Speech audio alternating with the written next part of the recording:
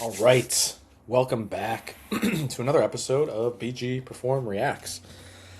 I'm going to find posts, videos, opinions, things like that on X and other. I might start mixing other resources in like Instagram and whatnot, but going to be finding stuff on there, interjecting my professional opinion on anything coaching, health and fitness, uh, you know, performance, strength training, all that stuff. So we're gonna get into it. I'm gonna start sharing my screen here on X. A couple cool little topics today that I think are going to be interesting to talk about. This will be a little bit of a shorter one, but yeah. So let's see. All right, so Alan Couzens again. I might have talked about this last time, but most athletes are in awful metabolic shape and they don't know it. Then they skimp on the low zones because they're time crunched and go straight to intensity, and all that does is reinforce the limiter. Want to really improve over a long time horizons, build the aerobic base first, earn your higher zones. I've been saying this for a really long time, and I think that when people start to understand this, conditioning is going to improve dramatically, right? Because when we talk about fitness as a whole, if you're not building an aerobic base, you're never truly going to obtain those higher levels of conditioning. You're never actually going to be able to execute on them fully, and we need an aerobic base before we can actually execute to the highest level on some of these pieces. And I think a lot of people feel like they can just do bike sprints, or they can just do like these high intensity interval pieces, or HIIT training, and they'll build their conditioning. Even inside of actual training, I think you get a lot of really good conditioning from your sport, especially in MMA, like jiu-jitsu and wrestling. But to fully maximize that stuff, to fully recover, to fully get what you need out of that stuff so it can translate into the actual performance, you need to have an opportunity for yourself to have an aerobic base to build from. So this is really important, and I hope people, can think about this a little bit more. This was a tweet that I tweeted. Training isn't about burning calories, although so many people have made it about that. It's about training hard, improving movement, and building a long-term base for health. And it's an interesting thing because obviously fitness was never looked at this for a long period of time, right? People just kind of built their body, and they were doing fitness regardless. And obviously a long time ago, the world was very much built around movement and us having to do a lot of things to survive, right? Nowadays, it's not so much. And I think nowadays we look at fitness as like the number on our watches that we wear, right? And although those are very inaccurate, it's kind of this concept where fitness is burning calories, right? It's how many calories can we burn in a session or across a day or across a week, and how much of a deficit are we in? And training shouldn't be about that, right? Like training should be about improving our bodies, moving at a higher capacity, having higher output. But because the way the world is and the way food is and the way everything's kind of organized in today's landscape of fitness and just really life, we're almost forced to think of it as burning calories, right? And when we burn calories, we end up missing out on a lot of things, and we end up skipping a lot of steps just to complete things that are harder or feel hard. So I really hope we can kind of take this concept and think about it a little bit more, especially as coaches, because I think movement efficiency creates better opportunities to burn calories indirectly, right?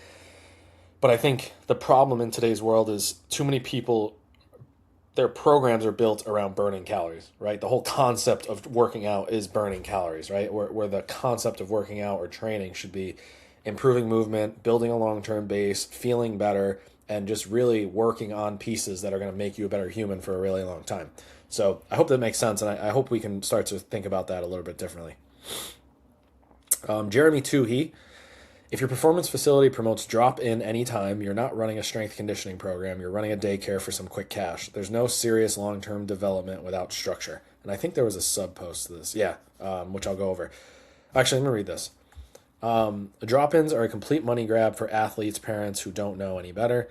You don't drop into a program on random days of the month. Performance is built on stacking quality, progressive sessions every week for months and years on end. Don't fall for the trap. I think this is important. I don't think it's so important to talk about like the facility, whatever, I'm not going to speak on that, but I want to talk about the concept of like dropping in, because I think there's a lot of like drop in people inside of fitness who kind of try to play this catch up game or they try to get really fit in a short amount of time because they haven't, and it ends up being, it kind of goes back to this, and I think it's really important because it goes back to this idea of like, oh, I've been eating really bad for the past month, I'm going to catch up for it, and or catch up to it, and I'm going to do, a week of workouts really hard, and then I'm going to hurt myself, or I'm going to fall off, or I'm going to be too tired, or something like that. And this idea of burning calories promotes this idea of like just drop in and make up for it, right? And I think any program that allows people to come and go, you're never going to get the full results of that program, right? And this is why sometimes group fitness can be very challenging to deal with as a coach because, obviously people have things going on, they have lifestyle stuff, but this is why it's our job as a coach to figure out the priorities, right? And kind of, this is why I love individual fitness and why owning a gym that's, group based is very hard because you're kind of catering to the masses, obviously, and you're trying to put out the best product that you can. But obviously, there's going to be people that miss the boat. There's going to be people who don't show up every single day or aren't showing up for weeks at a time, whatever it might be. And they are missing out on pieces of a full, solid program. So I think it's really important for us as we kind of go through this to understand this drop in anytime mindset does hurt us, right? And I think it does cause problems long term with development because we're missing out, really. And I think you don't want, again, I don't think I like this, performance is built on stacking quality progressive sessions every week for months and years on end. And if you're kind of going into this mindset of like, I'm dropping into this program, or I'm gonna, I didn't make it the last 2 weeks, so I'm gonna try to make up for it at the end of this week, that's when we start to kind of limit ourselves and limit our progression. And I think, a lot of places are too willing to allow that to happen inside of their program. And I think we have to do something about it, really. Dr. Rhonda Patrick, the current physical activity guidelines are too low. I've been saying this for a while, and a new study confirms it. Meeting the standard 150 per week was associated with only a modest 8 to 9% lower cardiovascular risk. The biggest protection occurred at roughly 560 to 610 minutes per week, about 3 to 4 times higher where cardiovascular risk was 30% lower. We need to distinguish between the minimum activity volume required for basic protection and the substantially higher volumes required for optimal resilience. Yeah, I mean, most people aren't moving enough. I think that there's simple ways to have this happen. I think, obviously, this has been something that's realized for a very long time. It's, I'm sure there's been other studies, but it's nice to see this be talked about by someone who's, as high ranking in the science side of things for fitness. And I think that when we're talking about this, I think the other thing that people need to understand is like, this isn't running marathons. This isn't lifting max effort weights. Like, this is going outside, going for a walk, right? And like, this is the bare minimum we're talking about for getting fit. And people don't do that, right? And I think this is where we start to get a little bit of almost like a misunderstanding of what working out is. And again, when we go back to the burning calories thing, maybe this is just going to be the recurring topic for today, but when we're focused on burning calories, training seems a lot harder, right? And it doesn't need to be that. Like, when we're looking at this, meeting the standard of 150 minutes, right? And that's the current standard. But obviously what Rhonda's talking about is that we're at about 560 to 610 minutes per week, which is, let's see what that is hours wise. So 610 divided by 60. So we're looking at about 10 hours per week, right? Now that's a lot. But what I think, again, is misunderstood here is it doesn't have to be like 10 hours of high intensity training. That's not what this is about. And I think that's the biggest thing that we need to take away from this. Fitness isn't burning calories type of training, right? It's walking, it's maybe going for a jog, maybe it's lifting a little bit more weight, maybe it's pushing yourself in a couple different directions. Like, that is moving. And if we can do 10 hours of that per week, we're already going to improve ourselves. It doesn't need to be, because we still want to keep ourselves from going way too hard, especially inside of our lifestyle and our priorities and whatnot. So I think this seems daunting at first, but I need you to understand that it's not this high intensity type of training, right? It's basic stuff, and people still aren't doing that. So hopefully that helps.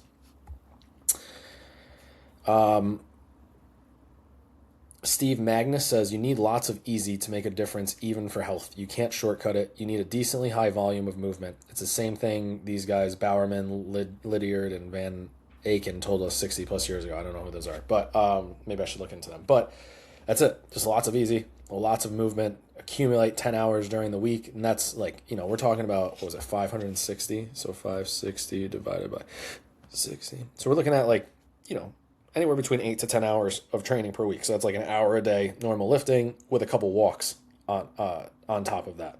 So that's it. And you make a huge difference in your health. There is no shortcut for it, right? And I think that's where people try to come with this concept of like burning calories in training. And this is where HIIT training gets popular and things like that. But the whole goal here is just to create a lot of easy movement over the course of time. That makes a difference for your health. All right, we got the last one here. Alan Cousins, again, he says we have it backwards. We've automated tracking the fundamentals, movement, food, and sleep, so that we can spend more of our attention on distractions.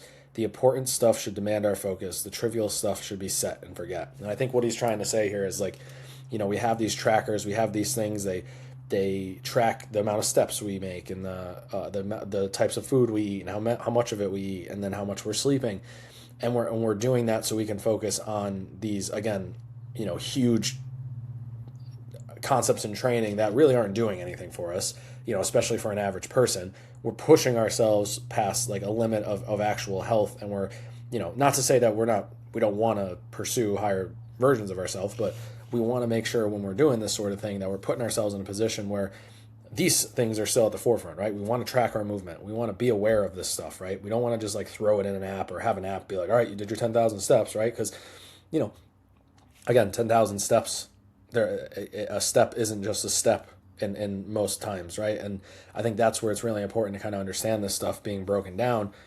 When we automate this and we start focusing on a bunch of stuff that isn't really helping us in our fitness, we miss out on a lot of the basics, when this stuff can really make the biggest movement or the biggest change in our bodies and our minds, physically and emotionally, as possible. So I hope this helps. Obviously, a lot of good stuff in here, and I think that's it. But if you are a coach and you're looking to improve your coaching and you want to learn more about what it is, how I coach, and the things that I work on, message me the Coach Connect, which is our new coaching program, which we have, we have a full curriculum built out for you to improve your coaching practice, from training, programming, time management, energy, systems for coaching clients, all of that. So it's a really good opportunity for you.